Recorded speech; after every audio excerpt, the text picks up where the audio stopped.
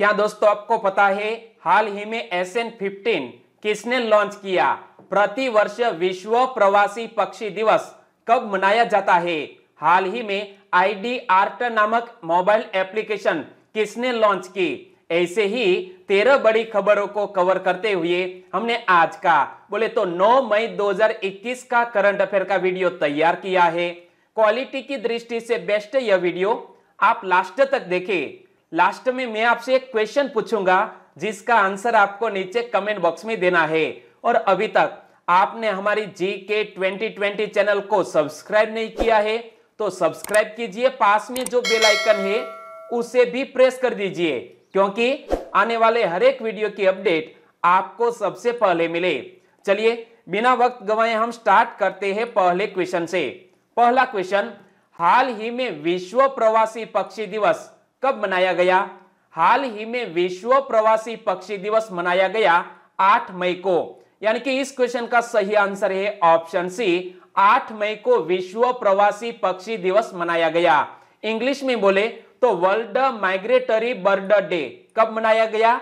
8 मई को। लेकिन प्रतिवर्ष 8 मई को यह महत्वपूर्ण दिवस नहीं मनाया जाता है, क्योंकि यह दिवस एक साल में 2 बार मनाया जाता है। तो देखो, हर साल मई और अक्टूबर के दूसरे शनिवार को विश्व प्रवासी पक्षी दिवस मनाया जाता है। एक साल में 2 बार यह महत्वपूर्ण दिवस मनाया जाता है। कब कब? तो याद रखो, मई और अक्टूबर के दूसरे शनिवार को। और कल 8 मई को मई का दूसरा शनिवार था, इसीलिए यह विश्व प्रवासी पक्षी दिवस मनाया गया। और विश्व प्रवासी पक्षी दिवस 2020 का विषय क्या रखा गया था? पिछले साल 2020 में यह विश्व प्रवासी पक्षी दिवस का विषय बर्ड कनेक्ट अवर वर्ल्ड, क्या? बर्ड्स कनेक्ट अवर वर्ल्ड, इसी थीम के साथ यह दिवस मनाया गया था, जिसका हिंदी में थीम कहे तो पक्षी हमारी दुनिया को जोड़ते हैं। यह थीम के साथ वर्ल्ड माइग्रेटरी बर्ड डे मनाया गया 2020 का। और इसी साल विश्व प्रवासी पक्षी दिवस की थीम क्या रखी गई है, वो हमारे लिए मोस्ट इंपोर्टेंट क्वेश्चन बन सकता है। तो इस साल वर्ल्ड माइग्रेटरी बर्ड डे 2021 की थीम यहां पर पढ़ सकते हैं, सिंग फ्लाई सोर लाइक अ बर्ड, क्या? सिंग फ्लाई सोर लाइक अ बर्ड, अर्थात गाओ, उड़ो, चढ़ो एक पक्षी की तरह। इसी थीम के साथ इस साल का विश्व प्रवासी पक्षी दिवस मनाया गया दूसरे शनिवार को, मई के दूसरे शनिवार को बोले तो 8 मई को मनाया गया। और विश्व प्रवासी पक्षी दिवस मनाने का उद्देश्य क्या है? प्रवासी पक्षियों के बारे में जागरूकता बढ़ाना और उनके संरक्षण के लिए अंतरराष्ट्रीय सहयोग का महत्व समझना, इसी उद्देश्य से यह महत्वपूर्ण दिवस मनाया जाता है। और विश्व में पहली बार विश्व प्रवासी पक्षी दिवस कब मनाया गया था, वो भी एक मोस्ट इंपोर्टेंट क्वेश्चन बन सकता है। तो पहली बार विश्व प्रवासी पक्षी दिवस वर्ष 2006 में मनाया गया। और 2021 में 8 मई को तथा 9 अक्टूबर को विश्व प्रवासी पक्षी दिवस मनाया जाएगा, क्योंकि 8 मई को दूसरा शनिवार और 9 अक्टूबर को भी अक्टूबर का दूसरा शनिवार। क्लियर? और दोस्तों इसी तरह हर क्वेश्चन से जुड़े इंपॉर्टेंट फैक्ट मैं आपके सामने रखता हूं। हमारा यह तरीका आपको अच्छा लगता है, लाइक करना मत भूलिएगा। और यहां जब हम विश्व प्रवासी पक्षी दिवस की बात करते हैं तो यह दिवस किसके द्वारा मनाया जाता है? यह दिवस 2 संघों एवं एक गैर लाभकारी संगठन यानी कि NGO द्वारा मनाया जाता है। तो 2 वैश्विक संघ कौन कौन से? वन्य जीवों की प्रवासी प्रजातियों के संरक्षण पर सम्मेलन यानी कि CMS और African Eurasian water bird agreement, क्या? African Eurasian water bird agreement, यह दोनों अंतरराष्ट्रीय संघ और इनके साथ एक NGO शामिल है जिसका नाम है एनवायरनमेंट फॉर द अमेरिका। तो इस NGO और 2 महत्वपूर्ण संघ के द्वारा यह अंतरराष्ट्रीय प्रवासी पक्षी दिवस मनाया जाता है। कैसा फील हो रहा है? अच्छा, तो वीडियो को लाइक करना मत भूलिएगा। दूसरा क्वेश्चन है आपकी स्क्रीन पर, हाल ही में ID आर्ट ऐप किसने लॉन्च की? ID आर्ट नामक एक मोबाइल एप्लीकेशन हाल ही में इंटरपोल ने लॉन्च की, यानी कि इस क्वेश्चन का सही आंसर है ऑप्शन डी, इंटरपोल। और मोबाइल एप्लीकेशन के इस लोगो में यहां आप पढ़ सकते हैं इंटरपोल का ऑफिशियल लोगो, यानी कि इंटरपोल ने आईडी आर्ट नामक एक मोबाइल एप्लीकेशन लॉन्च की है। तो इंटरपोल का यह नया ऐप चोरी की सांस्कृतिक संपत्ति की पहचान करने, अवैध तस्करी को कम करने और चोरी किए गए कार्यों और कलाकृतियों को पुनर्प्राप्त करने की संभावनाओं को बढ़ाने में मदद करेगा यह आईडी आर्ट ऐप, और इसको लॉन्च किया है इंटरपोल ने। तो इंटरपोल का पूरा नाम क्या है? International criminal police organization. Interpol का पूरा नाम हिंदी में कहे तो अंतरराष्ट्रीय आपराधिक पुलिस संस्था। और वर्तमान में इंटरपोल में 194 सदस्य देश शामिल है और इंटरपोल का मुख्यालय कहां पर स्थित है? फ्रांस के लियोन में दोस्तों इंटरपोल का हेडक्वार्टर स्थित है। इमेज में आप देख सकते हैं यह है इंटरपोल का हेडक्वार्टर। तीसरा क्वेश्चन आपकी स्क्रीन पर, हाल ही में स्वामित्व योजना को राष्ट्रव्यापी स्तर पर लागू करने के लिए फ्रेमवर्क किसने जारी किया? स्वामित्व स्कीम को राष्ट्रव्यापी स्तर पर लागू करने के लिए फ्रेमवर्क जारी किया है पंचायती राज मंत्रालय ने, यानी कि इस क्वेश्चन का सही आंसर है ऑप्शन सी, पंचायती राज मंत्रालय ने यह स्वामित्व योजना को राष्ट्रव्यापी स्तर पर लागू करने के लिए फ्रेमवर्क जारी किया है। तो स्वामित्व स्कीम का पूरा नाम क्या होता है? यहां पर पढ़ सकते हैं सर्वे ऑफ विलेजेस आबादी and mapping with improvised technology in village areas, जो स्वामित्व स्कीम का पूरा नाम है। और स्वामित्व योजना की शुरुआत कब की गई? 24 अप्रैल 2020 को, यानी कि पिछले साल राष्ट्रीय पंचायती राज दिवस के अवसर पर हमारे प्रधानमंत्री श्री ने स्वामित्व स्कीम की घोषणा की। और स्वामित्व स्कीम का उद्देश्य क्या है? ग्रामीण भारत हेतु एकीकृत संपत्ति सत्यापन समाधान प्रदान करना। और स्वामित्व स्कीम का नोडल मंत्रालय कौन सा है? पंचायती राज मंत्रालय, जो स्वामित्व योजना को लागू करने के लिए नोडल मंत्रालय है। और यह ग्रामीण क्षेत्रों में बसे हुए निवासियों को संपत्ति का अधिकार प्रदान करता है। वर्ष 2021 से 2025 के दौरान संपूर्ण देश के लगभग 6.62 लाख गांवों को कवर किया जाएगा यह स्वामित्व स्कीम के तहत, यानी कि सभी लोगों को प्रॉपर्टी कार्ड इश्यू कर दिए जाएंगे। चौथा क्वेश्चन, हाल ही में केंद्रीय माध्यमिक शिक्षा बोर्ड ने किस नाम से एक मोबाइल एप्लीकेशन शुरू किया है? हमारे केंद्रीय माध्यमिक शिक्षा बोर्ड ने सीबीएसई दोस्त फॉर लाइफ नामक एक मोबाइल एप्लीकेशन शुरू किया है, यानी कि इस क्वेश्चन का सही आंसर है ऑप्शन बी, सीबीएसई दोस्त फॉर लाइफ नामक एक मोबाइल एप्लीकेशन शुरू किया गया है। तो सीबीएसई द्वारा किस उद्देश्य से सीबीएसई दोस्त फॉर लाइफ ऐप शुरू किया गया है? तो इसका उद्देश्य है विद्यार्थियों और अभिभावकों का मानसिक तनाव दूर करना। जी हाँ, विद्यार्थियों और अभिभावकों का मानसिक तनाव दूर करने के लिए यह सीबीएसई दोस्त फॉर लाइफ नामक एक मोबाइल एप्लीकेशन शुरू किया गया है और इसे कक्षा 9 से 12 तक के विद्यार्थियों के लिए तैयार किया गया है। इस ऐप का 10 मई से काउंसलिंग सत्र के लिए उपयोग किया जा सकता है। तो यह मोबाइल एप्लीकेशन कक्षा 9 से 12 तक के छात्रों और उनके अभिभावकों को मानसिक तनाव दूर करने के लिए लॉन्च किया गया है। मोबाइल एप्लीकेशन का नाम मत भूलिएगा, सीबीएसई दोस्त फॉर लाइफ ऐप। और इसके माध्यम से प्रशिक्षित परामर्शदाता सोमवार, बुधवार और शुक्रवार को निःशुल्क परामर्श सत्र आयोजित करेंगे, यानी कि सप्ताह में 3 बार यह निःशुल्क परामर्श सत्र आयोजित किए जाएंगे इस मोबाइल एप्लीकेशन के जरिए। और यहां हम बात करते हैं सीबीएसई की, तो इनसे जुड़ा हुआ एक क्वेश्चन कुछ मंथ पहले ही सुर्खियों में आया था कि सीबीएसई ने शिक्षकों और छात्रों के लिए मुफ्त प्रशिक्षण हेतु किसके साथ साझेदारी की है? तो सीबीएसई ने फेसबुक के साथ साझेदारी की है, जिसका मकसद था शिक्षकों और छात्रों के लिए मुफ्त प्रशिक्षण प्रदान करना। और तब भी मैंने आपको सीबीएसई के बारे में बताया था कि सीबीएसई का मुख्यालय कहां पर स्थित है? नई दिल्ली में। सीबीएसई की स्थापना कब हुई? 3 नवंबर 1962 को। और वर्तमान में सीबीएसई के अध्यक्ष कौन है? इमेज में आप देख सकते हैं मनोज आहूजा सीबीएसई के नए अध्यक्ष बन गए हैं। ओके, 5वां क्वेश्चन, कुश्ती में भारतीय पहलवान सीमा बिस्ला ने महिलाओं की किस प्रतियोगिता में टोक्यो ओलंपिक के लिए क्वालिफाई किया? इमेज में आप देख सकते हैं भारतीय महिला पहलवान जिसका नाम है सीमा बिस्ला, और सीमा बिस्ला ने कुश्ती में 50 किग्रा फ्री स्टाइल इवेंट में टोक्यो ओलंपिक का टिकट कटवा लिया है।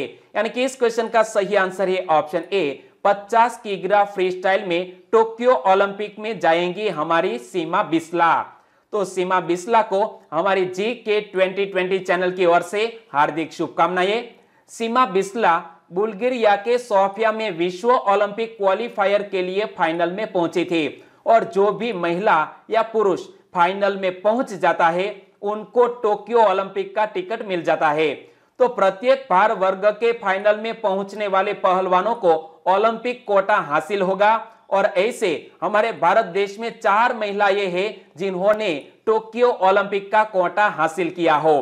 तो वो है विनेश फोगाट, सोनम मलिक और अंशु मलिक भी ओलंपिक के लिए क्वालिफाई कर चुके हैं। तो सीमा बिस्ला के अलावा हमारी विनेश फोगाट ने 53 किग्रा कैटेगरी में टोक्यो ओलंपिक का टिकट कटवा लिया है। सोनम मलिक ने 62 किग्रा कैटेगरी में टोक्यो ओलंपिक का टिकट कटवाया, और अंशु मलिक ने 57 किग्रा भार वर्ग में टोक्यो ओलंपिक का टिकट हासिल किया है। तो सभी महिलाओं को बहुत बहुत शुभकामनाएं। आगे बात करते हैं छठे क्वेश्चन की। हाल ही में प्रतीक चौधरी का निधन हो गया, वे कौन थे? प्रतीक चौधरी का निधन हो गया, वो एक जाने माने सितार वादक थे। यानी कि इस क्वेश्चन का सही आंसर है ऑप्शन सी, सितार वादक प्रतीक चौधरी का निधन हो गया है। और आपको जानकर हैरानी होगी कि हमने कुछ दिन पहले देबू चौधरी की बात की थी। देबू चौधरी का भी 89 साल की आयु में कोविड-19 से संक्रमित होने के कारण निधन हो गया था। तो देबू चौधरी के बेटे प्रतीक चौधरी, यानी कि एक सप्ताह में बाप बेटे दोनों का निधन हो गया है। दोनों जाने माने सितार वादक थे। इमेज में आप देख सकते हैं, यह है प्रतीक चौधरी, उनके पिता श्री देबू चौधरी। तो देखो, प्रख्यात सितार वादक देबू चौधरी के पुत्र प्रतीक चौधरी का भी दिल्ली में निधन हो गया है। पिता की सेवा के दौरान वह भी कोरोना संक्रमित हो गए थे, और काशी के संकट मोचन संगीत समारोह से उनका घनिष्ठ लगाव रहा है। यानी कि देबू चौधरी जब भी काशी के संकट मोचन संगीत समारोह में जाते थे तब उनके साथ उनके बेटे प्रतीक चौधरी भी जाते थे। यानी कि दोनों का यह काशी के संकट मोचन संगीत समारोह से घनिष्ठ लगाव था। 7 दिन के अंतराल पर 2 पीढ़ियां एक साथ कोरोना का ग्रास बन गई। देबू चौधरी का निधन गत 1 मई को दिल्ली में हुआ था। इमेज में आप देख सकते हैं, यह है देबू चौधरी, यह है प्रतीक चौधरी। तो हम ईश्वर से कामना करते हैं कि दोनों की आत्मा को ईश्वर शांति प्रदान करे। 7वां क्वेश्चन, दुनिया भर में मातृ दिवस हर साल कब मनाया जाता है? दुनिया भर में मातृ दिवस हर साल मई के दूसरे रविवार को मनाया जाता है। ओ बाप रे, आज ही मई का दूसरा रविवार, यानी कि आज मदर्स डे मनाया जा रहा है। तो हमारी चैनल की ओर से आप सभी को हैप्पी मदर्स डे। और बात करें मातृ दिवस की, तो इस वर्ष इसे 9 मई को दूसरा रविवार था, इसलिए 9 मई 2021 को मनाया गया, यानी कि आज ही मनाया जा रहा है। और मदर्स डे दुनिया भर में व्यापक स्तर पर माताओं के श्रम साध्य बलिदानों को याद करने, प्रशंसा करने और सम्मानित करने के लिए मनाया जाता है मातृ दिवस। कब मनाया जाता है? मई के दूसरे रविवार को। मातृ दिवस के इतिहास की बात करें तो एन्ना जार्विस एक शांति कार्यकर्ता थे जिन्होंने अमेरिकी गृह युद्ध के दोनों ओर घायल सैनिकों की देखभाल की। साल 1914 में राष्ट्रपति वुड्रो विल्सन ने माताओं के सम्मान के लिए राष्ट्रीय अवकाश के रूप में मई के दूसरे रविवार को संयुक्त राज्य अमेरिका में आधिकारिक अवकाश घोषित किया गया।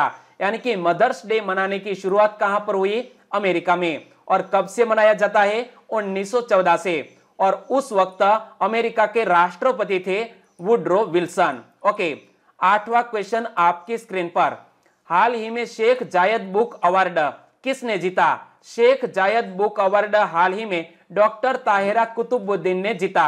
यानी कि इस क्वेश्चन का सही आंसर है option B, doctor Tahira Qutbuddin. Image में आप देख सकते हैं, मुंबई में जन्मी डॉक्टर ताहिरा कुतुबुद्दीन ने अपनी पुस्तक Arabic oration art and function के लिए शेख जायद बुक अवार्ड जीता है। किस किताब के लिए अवार्ड जीता है? Arabic oration art and function के लिए शेख जायद बुक अवार्ड जीता है। तो इस अवार्ड की बात करें तो शेख जायद बुक अवार्ड यूएई में शुरू होने वाला साहित्यिक पुरस्कार है।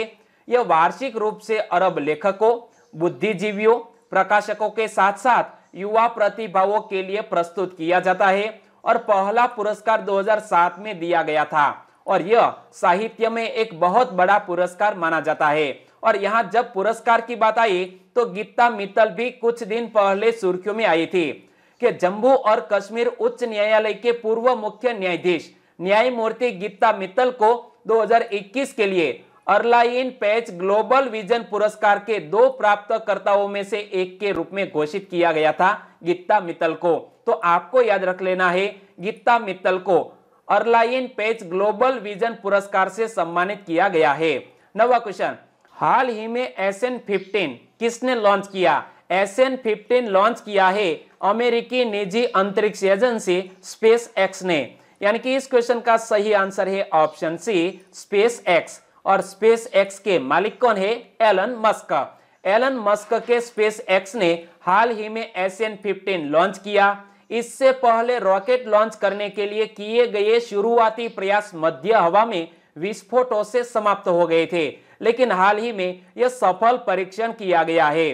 तो नवीनतम परीक्षण जिसने SN15 को लॉन्च किया उसने पहले की सभी बाधाओं को पार कर लिया। यह SN श्रृंखलाओं में स्पेस एक्स की पहली परीक्षण उड़ान है जिसमें विस्फोट नहीं हुआ है। यानी कि एक बहुत बड़ी उपलब्धि हासिल की है यह स्पेस एक्स ने। और SN श्रृंखला के पिछले प्रोटोटाइप ने कई उद्देश्यों को समाप्त किया, हालांकि लैंडिंग के बाद वे सभी फट गए और SN15 ने 10 किलोमीटर तक उड़ान भरी और फिर नीचे उतरा है। यानी कि एक बहुत बड़ी उपलब्धि हासिल की है स्पेस एक्स ने। तो स्पेस एक्स की स्थापना एलन मस्क द्वारा 6 मई 2002 को की गई थी। एलन मस्क स्पेस एक्स के वर्तमान सीईओ एवं मालिक भी है और विश्व के दूसरे नंबर के सबसे धनी व्यक्ति है एलन मस्क। और स्पेस एक्स को किस उद्देश्य से स्थापित किया गया है? तो प्रमुख उद्देश्य है अंतरिक्ष परिवहन की लागत कम करना तथा मंगल ग्रह पर मानव बस्ती की स्थापना करना स्पेस एक्स का मेन पर्पस है। 10वां क्वेश्चन, हाल ही में वैज्ञानिकों ने किस ग्रह की आंतरिक संरचना का मॉडल तैयार किया है? हाल ही में वैज्ञानिकों ने शनि ग्रह की आंतरिक संरचना का मॉडल तैयार किया। यानी कि इस क्वेश्चन का सही आंसर है सैटर्न। और इमेज में आप देख सकते हैं इसकी आंतरिक संरचना का मॉडल तैयार किया है, लेकिन किसने? तो जॉन हॉपकिंस विश्वविद्यालय के वैज्ञानिकों ने शनि ग्रह के आंतरिक भाग को सिम्युलेट किया। इस सिम्युलेशन के मुताबिक हीलियम की एक मोटी परत ग्रह के चुंबकीय क्षेत्र को प्रभावित करती है। इमेज में आप देख सकते हैं इसका हाल ही में आंतरिक संरचना तैयार की है।